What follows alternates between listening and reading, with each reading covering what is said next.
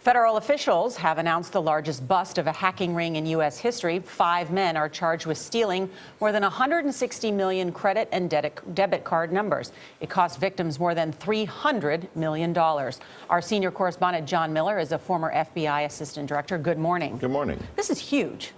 It may be the biggest hacking plot ever uncovered.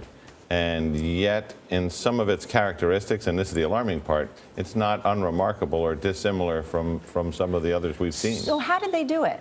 Well, these are very sophisticated hackers. You've got a couple of guys named Drinkman and Similetis who are in Russia. These are basically kids when this started. I mean, they're in their early 20s.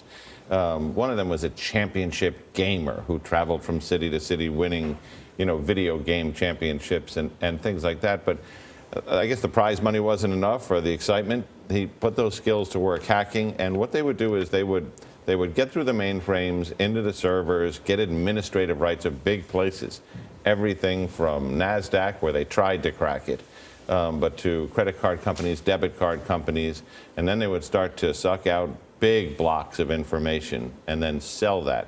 So the hackers would sell this to the sellers would sell it to a lower group that would actually go out and use these at ATMs and to make purchases. So what are companies in the private sector and governments in the public sector going to do about this? Well, you look at a hit like this, $300 million in losses, 160 million credit cards.